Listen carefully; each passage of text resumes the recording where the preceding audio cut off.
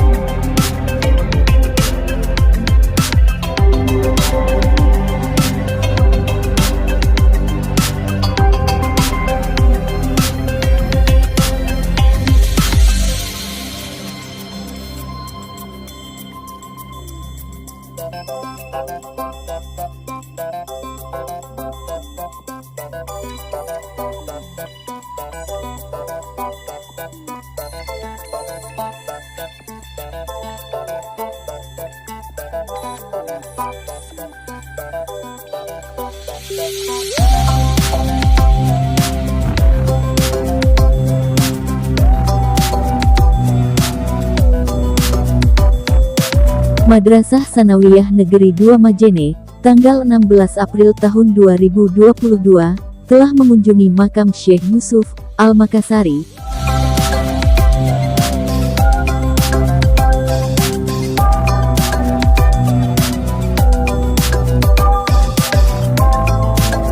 Program Jejak Sejarah Islam Nusantara merupakan program yang setiap tahun dilaksanakan di madrasah. Program ini adalah program lapangan untuk mengetahui jejak para penyiar Islam Nusantara dan pengaruhnya terhadap syiar Islam khususnya di Sulawesi dan umumnya di Nusantara.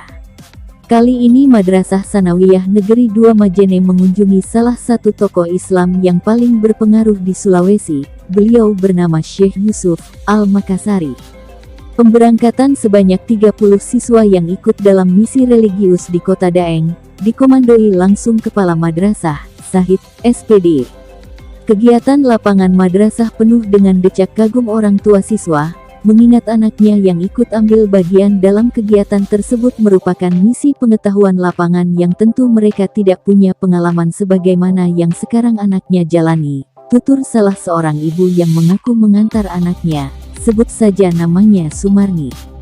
Rencana pemberangkatan akan memakan waktu sekitar 2 malam 3 hari, karena mengingat jarak antara tempat madrasah dengan lokasi makam Syekh Yusuf, sekitar 315 km, tentu siswa yang ikut dalam kegiatan ini akan memiliki pengalaman yang luar biasa, karena di samping misi pengetahuan sebagai tujuan utama dalam kegiatan ini, anak-anak juga akan melihat secara langsung tempat-tempat yang hanya bisa disaksikan di televisi, misalnya tempat wisata, mal dan pantai Losari sebagai ikon Sulawesi Selatan. Terlahir dengan nama Muhammad Yusuf, Syekh Yusuf lahir dari pasangan Abdullah dan Aminah pada tanggal 3 Juli tahun 1626. Sedangkan nama Muhammad Yusuf merupakan pemberian dari Raja Gowa yakni Sultan Alauddin. Syekh Yusuf dalam misi penyebaran agama Islam mula-mula menuntut ilmu agama dari guru ke guru, mulai dari Daeng Ritas Samang, guru kerajaan Gowa pada usia 15 tahun, saat itu juga berguru dengan Sayyid Ba'lawi bin Abdul Al-Alamah At-Tahir dan Sayyid Jalaluddin Al-Aidid. Pernah juga berguru dengan Syekh Nuruddin Ar-Raniri dan mendalami tarekat Qadiriyah. Berguru di negeri Yaman pun dijalani.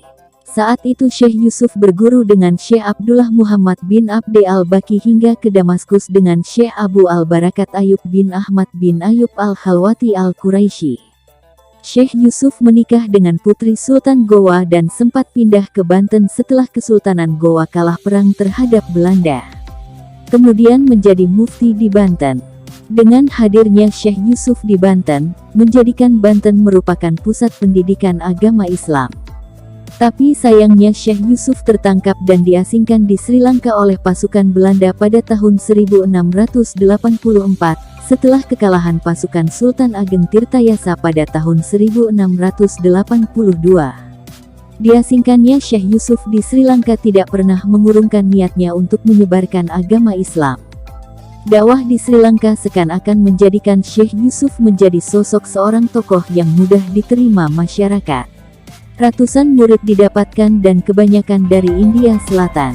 Hal ini diketahui oleh Belanda, sehingga Belanda mulai memikirkan siasat lagi untuk dipindahkan ke negara lain. Afrika Selatan menjadi tempat baru bagi Syekh Yusuf karena lokasinya sangat jauh.